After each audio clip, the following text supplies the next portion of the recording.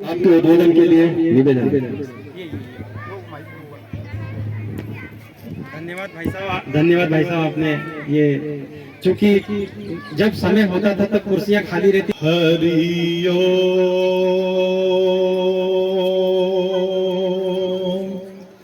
हरिओ हरिओ स्वस्ति गं गणपतये नमो नमः। गुरुर्ब्रह्मा गुरुर्विष्णु गुरुर्देवो महेश्वर गुरुर्साक्षात् परब्रह्म तस्मै श्री गुरुवे नमो नमः। सरस्वते महामाये विद्या कमल लोचने विश्वरूपे विशालाक्ष विद्या देहु सरस्वते मोहे। सर्वमंगल मांगल्ये शिवे सर्वार्थ साधिके। आपको 3 बार प्रणाम करना है, जैसे मैं बताऊंगा। सर्वमंगल मांगल्ये शिवे सर्वार्थ साधिके शरण्ये त्र्यंबके गौरी श्रीयादे देवी नमस्तुते। श्रीयादे देवी नमस्तुते। श्रीयादे देवी नमस्तुते। बोलो श्री आदे मात की, संत गोराजी महाराज की, सनातन धर्म की जय, भारत के ऋषि मुनियों की जय, प्रजापति समाज की जय। माँ भगवती माँ परम्बा, संत शिरोमणि श्री आदे माता, संत गोराजी महाराज प्रजापति समाज के अंदर में प्रकट हुए ऐसे दिव्य महापुरुषों को प्रणाम करते हुए हमारे मंच पर विराजमान हमारे जज साहब, एसपी साहब और हमारे बीच में जो सम्मान्य मंच है, मैं उनको हृदय से प्रणाम करता हूं। और यहाँ जो इस सभा के अंदर में विराजित ऐसे समाज के समस्त कार्यवाहक जो समाज को निरंतर आगे बढ़ाने में अपना सहयोग प्रदान कर रहे हैं, हमारे वरिष्ठ समाज सेवी भंवर जी प्रजापति मंगलवाड़ा, हमारे दिनेश जी युवा चांदवड़ और हमारे प्रदेश अध्यक्ष कुमकार जी, आरएस कुमकार जी और हमारी मातृशक्ति और आप सभी बंधुओं को मैं प्रणाम करता हूं। आप सबको जय माता दी। आज प्रगतिशील प्रजापति समाज का दिव्य आयोजन, बहुत सुंदर आयोजन, ये निरंतर कितने ही वर्षों से यहाँ आपके माध्यम से, और मैं आपको भी नमन करता हूं हृदय से, क्योंकि संत होने से पहले मैं प्रजापति समाज का बेटा हूं और मैं यहाँ प्रजापति समाज का बेटा बनकर के आया हूं, न कि मैं संत बनकर के आया। एक अपनी मर्यादा होती है, वो अलग बात है, और वो सबको समझना चाहिए और हमारा समाज समझ रहा है। आज हमारे बीच में मैं सर से मिला, जज साहब से, जज साहब मैं आपको वाकई, हम जब बैठे और आपने अपनी वाणी से समाज के प्रति जो बातें कही, तो मुझे भी गर्व होने लगा कि जो कार्य मैं कर रहा हूं, मैं उस कार्य को निरंतर आगे बढ़ाता रहूं। अभी हमने जो मेरा क्षेत्र है, मेरा क्षेत्र धार्मिक क्षेत्र है, तो मैं समाज को धार्मिक क्षेत्र से आगे बढ़ाने का प्रयास कर रहा हूं। जिसका राजनीतिक क्षेत्र है, अभी एक भाई बोल रहे थे कि हमको भी टिकट मिलना चाहिए, जिसका राजनीतिक क्षेत्र, वो राजनीतिक क्षेत्र से समाज को आगे ले जाने का प्रयास करें, और जिसका सामाजिक क्षेत्र है वो समाज को उसी तरह से आगे बढ़ाने का प्रयास करें।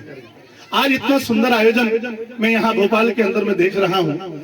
हमने भी प्रजापति समाज के उत्थान के लिए और प्रगति के लिए अपने गुरुदेव के चरणों में निवेदन किया, और एक रथ यात्रा, श्री आदे माता की रथ यात्रा जो गुजरात से लेकर के और गुजरात, राजस्थान, मध्य प्रदेश में होकर के उत्तर प्रदेश होती हुई, ये रथ यात्रा जो महाकुंभ लगने वाला है जनवरी माह में, 14 जनवरी मकर संक्रांति को महाकुंभ प्रारंभ हो जाएगा और बसंत पंचमी तक वो कुंभ वहां चलेगा। वैसे कुंभ तो लंबा चलेगा, पर हमारा कैंप जो रहेगा वो 1 महीना वहां रहेगा। भारत के जितने भी सनातनी साधु संत हैं, अपने अपने धर्म की ध्वजा को लेकर के और महाकुंभ के अंदर में वो जाते हैं, और सभी अभी उस सनातन धर्म की धर्म ध्वजा को वहां स्थापना करते हैं। तो मैं भी आप सभी प्रजापति समाज बंधुओं से निवेदन करना चाहता हूं कि प्रजापति समाज की जो धर्म गुरु है, संत शिरोमणि श्री आदे माता और संत गोराजी महाराज, क्या उसकी धर्म ध्वजा की स्थापना महाकुंभ में होनी चाहिए कि नहीं होनी चाहिए? ये प्रश्न आपसे निवेदन करता हूं। होनी चाहिए। और क्योंकि जीवन में 2 चीजें, क्योंकि शिक्षा की बात भी हम करते हैं, राजनीति की बात भी हम करते हैं, समाज की बात भी हम करते हैं। मैं अपने विषय को लेकर चल रहा हूं कि समाज के अंदर सब कुछ होना चाहिए, हम अपने बच्चों को बहुत कॉन्वेंट स्कूलों में पढ़ाएं, बहुत इंग्लिश मीडियम स्कूलों में पढ़ाएं, बहुत उच्च शिक्षा प्रदान करें। बच्चे पढ़ेंगे, मेरा समाज आगे बढ़ेगा, क्योंकि सारे तालों की अगर कोई चाबी है तो वो शिक्षा है। मेरा समाज निरंतर आगे बढ़ेगा, होना चाहिए। पर आज ये ऐसा युग चल रहा है कि जो शिक्षाएं हैं ये आधुनिक हो गई है। कैसी हो गई है? आधुनिक हो गई है। वो शिक्षा हमको ऊंचा स्तर दे सकती है, अच्छी पोस्ट दे सकती है, और उसके साथ में हम अच्छी व्यवस्था के साथ अपने परिवार को खड़ा कर सकते हैं। पर वो शिक्षा, आज की शिक्षा हमको संस्कार नहीं दे सकती। दे सकती है संस्कार?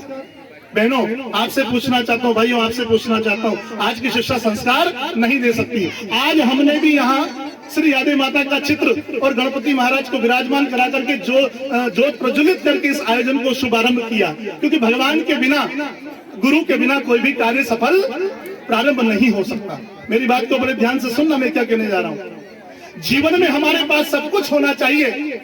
अभी भाई साहब ने कहा था बुढ़ापे में हमको पछताना नहीं पड़े कि हमने अपने बच्चों को बहुत अच्छे स्कूलों में पढ़ाया, बहुत ऊंची शिक्षा दी, और बुढ़ापे में फिर हमको उन्हीं बच्चों को देखने के लिए तरसना पड़ जाए, उनकी सेवा के लिए हमको तरसना पड़ जाए। इसीलिए मैंने जीवन में, मेरे गुरुदेव भी कहा करते हैं, जीवन में सब कुछ होना चाहिए, धन वैभव सब कुछ होना चाहिए, पर उससे भी ज्यादा अगर जरूरी कोई चीज है तो वो है प्रत्येक जीवन में, प्रत्येक प्राणी के जीवन में एक संत का होना, और हर घर घर में एक ग्रंथ का होना, चाहे रामायण हो, भागवत हो, गीता हो।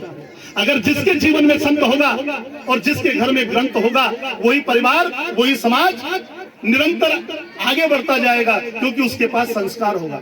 मैं दो समाज की बात करूंगा, ज्यादा बड़ी बात नहीं करूंगा। एक समाज जैन समाज को हम ले लें, और एक ले लें हम सिख समाज को। सिख और जैन, सरदार और जैन, सब मैं आपको हाँ ना में जवाब चाहूंगा। सबसे मजबूत इस भारत के अंदर में कोई समाज है तो जैन और सिख, हाँ या ना? शिक्षा के क्षेत्र में अगर कोई मजबूत है तो जैन और सिख, हाँ या ना? अगर मजबूती के साथ धन संपदा में भी अगर कोई खड़ा है, वैभव के साथ अगर कोई खड़ा है, तो वो जैन और सिख, हाँ या ना? हाथ ऊंचे करके बोलिए। हाँ है ना? है ना?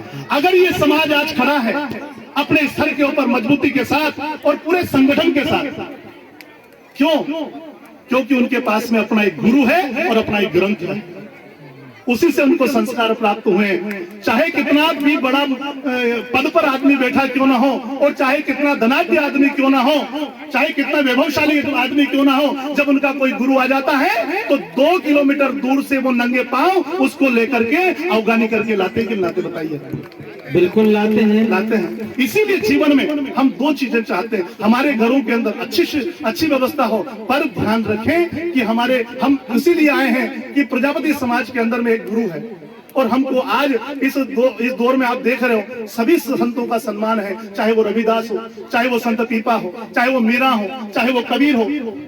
अभी सरकार ने भी एक जयंती चालू करी थी, कौन से वो भील समाज के, बिरसा मुंडा। तो सभी लोग अपने अपनी नियतियों को अपने अपने आधार स्तर पर अपनी पौराणिकता के साथ अपने संतों के साथ जोड़ने का प्रयास करें कि हमारी पौराणिकता उस संत से है, हमारी परंपरा उस संत से है।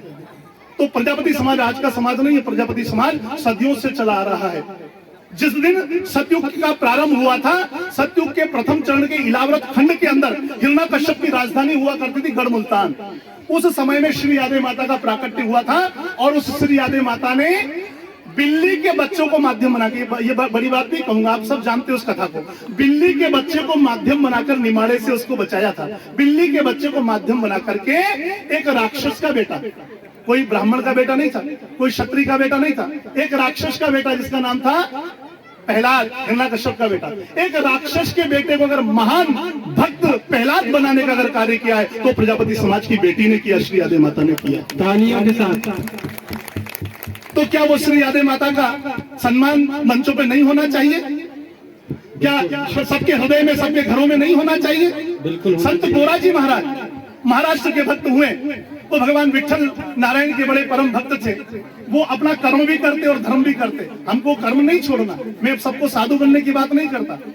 हमारे जीवन में संतत्व होना चाहिए, हमारी मर्यादा में, हमारे आचरणों में संतत्व होना चाहिए, दिखावे में संतत्व नहीं होना चाहिए, वो मैं बात कर रहा हूँ। तो संत गोराजी महाराज भगवान की भक्ति करते थे और अपनी माटी, पांव से अपनी माटी भी गूंथ करके और उसको तैयार कर रहे थे। भक्ति में इतने लीन हो गए उनको पता नहीं लगा, और उन्हीं का बच्चा माटी के अंदर आया और उनके पांव तले रुंध गया। उसकी जीवन लीला समाप्त हो गई और अपनी शक्ति और भक्ति के प्रभाव से उसी मरे हुए बच्चे को उस माटी से वापस जीवित करने का कार्य किया, तो संत गोराजी महाराज ने किया। ऐसे महान संतों का अगर कोई परिवार है तो वो प्रजापति परिवार है। और हवन भी होता है तो सबसे पहले प्रजापति का नाम लिया जाता है ना। दक्ष प्रजापति की आहुति प्रथम होती है, तो कहीं प्रजापति किसी से कम नहीं है। अभी भाई साहब ने बोला, सर ने बोला कि हमको अपनी नेम प्लेट के आगे प्रजापति लिखना बहुत अनिवार्य है। और मैं तो ये कहा करता, अभी गुजरात से जब यात्राएं चल रही है तो हमने वहां गोतों को देखा, अपने अपने सरनेम को देखा, तो हमने तो इतना तक मंचों से कहा है और संकल्प दिलवाया कि अपने अपने आधार कार्ड को अपडेट करवाइए और आप अपनी गोत्रों को हटा करके और उसमें प्रजापति लिखने का प्रयास कीजिए। क्योंकि पूरे भारत के अंदर में अनेक न्यातियां हैं, पर किसी राज्य में वो न्याती है, किसी राज्य में वो न्याती है, किसी राज्य में वो न्याती है। सबका अपने अपने आधार पर बाहुल्य है, पर प्रजापति न्याती, प्रजापति समाज एक ऐसा समाज है कि पूरे भारत में हर गांव गांव में आपको मिलेगा। प्रजापति कोई कम नहीं है। और जिस दिन हम ये करने लग जाएंगे तो सरकार की आंखें खुल जाएगी और टिकट देने पर मजबूर हो जाएगी। हमको किसी के पास हाथ फैलाने की आवश्यकता नहीं पड़ेगी। बोलिए श्री यादे मात की। हम अपनी संख्या नहीं बता पा रहे हैं और वहां भीड़ की बात, भीड़ दिखाई जाती है क्योंकि लोकतांत्रिक देश है। इसलिए मैं आप सभी से निवेदन करना चाहता हूं, हमारे सारे संगठन यही निवेदन कर रहे हैं, आप संगठित रहे, मजबूत रहे, तभी जाकर के हम अपना अस्तित्व बना पाएंगे। क्योंकि हमने, आप सब लोग पढ़े लिखे हो, पाषाण युग में हम जाएं तो भाई साहब पाषाण युग के अंदर में जब लोग खाना नहीं जानते थे, जानवर की तरह खाते थे। थोड़ा सा मेरी शब्दों पर आप ध्यान नहीं देना, जानवर की तरह खाते थे। कच्चा वो भोजन उठा उठा करके ऐसे हाथों में ले लेकर करके खाते थे और गुफाओं में रहते थे, जंगलों में रहते थे। ऐसी बात सही है गलत है? मैंने पढ़ा है तो मैं आपसे निवेदन कर रहा हूं। तो पूरे विश्व की ओर देख करके हमारे पूर्वजों को दया आई और हमारे पूर्वजों ने उस जानवर की तरह खाने वाले विश्व के लोगों को पात्र दिए और इंसान की तरह खाना खाना सिखाया। और मिट्टी के पात्र, खाना बनाने के पात्र, पकाने के पात्र, पानी भरने के पात्र दिया है तो किसने दिए? प्रजापति ने दिए। पूरे विश्व का अगर प्रथम वैज्ञानिक अगर कोई है तो वो है प्रजापति। विश्व को खाने की व्यवस्था देने वाला और रहने की व्यवस्था। जब गुफाओं में लोग रहते थे तो हमारे पूर्वजों ने फिर पतली ईंटों का निर्माण किया और केलू का निर्माण किया। केलू और ईंटों का निर्माण करके लोगों से कहा कि आप व्यवस्थित इंसान की तरह रहिए और उनको रहने की और भोजन की अगर व्यवस्था देने वाला कोई विश्व को है तो प्रजापति है। प्रजापति किसी से कम नहीं है। इसलिए आप बोलिए, हम प्रजापति किसी से कम नहीं है। कम नहीं है, क्योंकि हम तो ये कहते हैं, मेरे गुरुदेव भी कहा करते हैं कि देवताओं में गणपति, देवताओं में गणपति और राष्ट्र में राष्ट्रपति और सभी समाजों में प्रजापति सर्वश्रेष्ठ है। हाथ ऊंचे करके, हाँ प्रजापति। इसीलिए बड़े गर्व से लिखिए हम प्रजापति हैं। अब हमको डरने की आवश्यकता नहीं है। इतना पवित्र हमारा समाज है कि सारे लोग जो भी कोई कार्य, कोई सामाजिक कार्य हो, चाहे वो धार्मिक कार्य हो, कोई भी सामाजिक कार्य हो, धार्मिक कार्य हो, बिना प्रजापति के वो प्रारंभ नहीं होंगे। जन्म से लेकर मृत्यु तक सबके काम आने वाला प्रजापति। चाहे शादी हो, चाहे मौत हो, मौत के बाद भी हांडी अगर जाएगी ना तो वो प्रजापति की जाएगी। अब तो थोड़ा पाषाण, थोड़ा वो अच्छा युग ऐसा वो आ गया है तो वो अलग अलग व्यवस्थाएं करने लगा है, पर पहले व्यवस्थाएं वही हुआ करती थी। शादियां इसलिए नहीं टिकती और इसलिए प्रेम नहीं हो पाता कि अब आर्टिफिशियल मंडप हो गए और आर्टिफिशियल वो चमरियां हो गई, जो डंडा लगा दिया जाता है, फूटी हांडियां उसमें रख दी जाती है और आर्टिफिशियल। सही बात कह रहे हैं पर महाराज जी, पहले कलश स्थापना होती कलश की स्थापना और 4 खुंड बनते थे जिसके ऊपर, जिसको चमरी बोला जाता था। अब जो पुराने लोग हैं उनने शादियां करी होगी तो उनको पता है कि चमरी में शादी होती थी, चमरी में फेरे होते थे।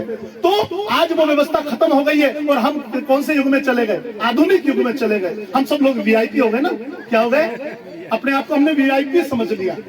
नहीं, अगर हमने अपनी परंपराओं, जिस समाज ने अगर अपनी परंपराओं को छोड़ दिया, समझ लेना वो समाज, वो इंसान नष्ट हो गया। इसीलिए मैं अपनी परंपराओं को, वही जो मेरा कार्य है कि श्री यादे माता को और उसके संस्कारों को, कि हमारी माता जो ऐसे राक्षसों के अंदर भी महान भक्ति का बीज बो सकती है और भगवान को भी नरहरि नरसिंह अवतार लेना पड़ सकता है, वो कार्य अगर कोई कर सकता है तो प्रजापति कर सकता है। और श्री यादे माता को घर घर में स्थापित करने का कार्य हमको करना चाहिए। श्री यादे की माता की प्रतिमा घर घर के अंदर में लाना चाहिए। और मैं अपनी वाणी को माँ के चरणों में समर्पित करने से पहले आप सबसे निवेदन करना चाहूंगा कि ये रथ यात्रा जो महाकुंभ से लेकर अपने गुजरात से लेकर महाकुंभ तक पहुंचने वाली है, आप सब लोग भी, मैं आपको निमंत्रण देता हूं कि 14 जनवरी से कुंभ प्रारंभ हो जाएगा। सारी व्यवस्था ठहरने की, रहने की, भोजन की रहेगी और सभी ने, हमारे प्रमुख जनों ने सहयोग भी प्रदान किया है और आप सभी को भी उसमें तन मन और धन के साथ इस आयोजन को खड़ा करना है। और जब भी आप वहां पर आए,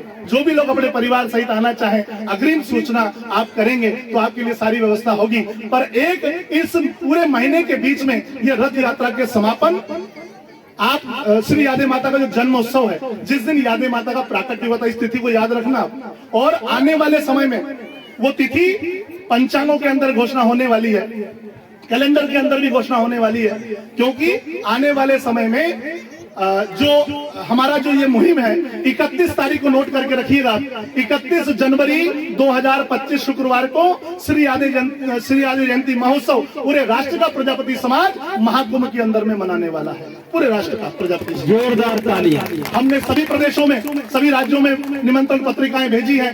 सभी प्रदेश कार्यकारिणियों को हम न्योता दे रहे हैं, आप जो अपनी पूरी तैयारियों के साथ महाकुंभ में आइए और वहां पर एक भव्य शोभा यात्रा 10 से 15-20 हजार लोगों का हमने आह्वान किया है। सभी राज्यों से लोग पहुंचने वाले हैं। 29 जनवरी शाम तक आपको पहुंच जाना है। और कोई अपनी व्यवस्था के साथ अगर 31 को सुबह भी पहुंचे तो सुबह 9 बजे से अपनी शोभा यात्रा, जिस प्रकार से साधु संत अपनी पेशवाई निकालते हैं, तो अब की बार प्रजापति समाज भी अपनी श्री यादे माता, अपनी धर्म गुरु का एक बहुत बड़ी पेशवाई, अपने जो प्रजापति समाज के जो साधु संत, जो महामंडलेश्वर संत महंत जो भी इस भारत के अंदर रहते हैं, हम सभी से निवेदन कर रहे हैं कि आप भी पधारिए। और हम बड़ी लाव लश्कर के साथ में श्री यादे माता की जो प्रतिमा अपने रथ में चल रही थी, उस प्रतिमा को और प्रजापति समाज के ध्वज को लेकर के, श्री यादे माता को ध्वज को लेकर के, और हम अपने पांडाल से त्रिवेणी तक जाएंगे।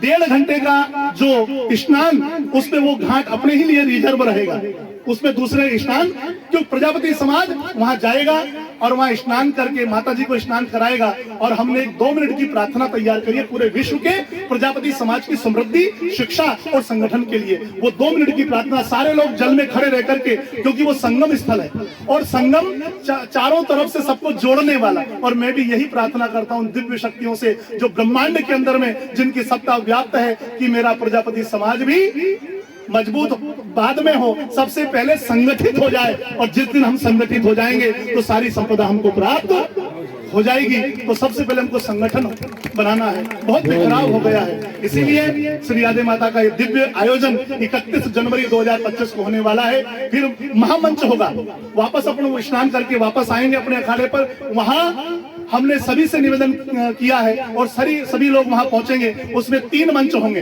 राजनीतिक मंच भी होगा, सामाजिक मंच भी होगा और हमारे साधु संत भी समाज के रहेंगे, धार्मिक मंच भी होगा।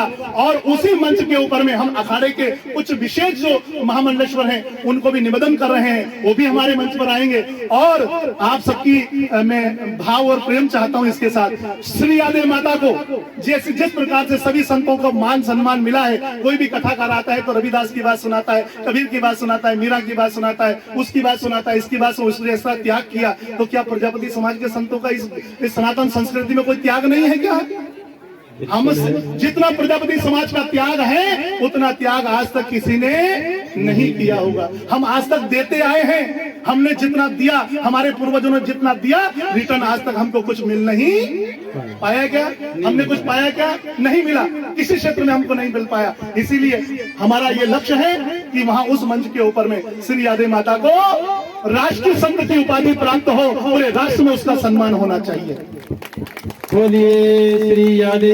आपकी तालियां कम बजी, इसका मतलब आप संत के प्रति समर्पित नहीं है क्या? इनको जो है भूख लग रही है, मैं जान गया। मैं नहीं कहूंगा कि भूख लग रही है सर। देखिए एक बात है, हाँ समय का भी, क्योंकि वो कहा गया है ना कि हो जाओ तैयार प्रजापत, हो जाओ तैयार, हो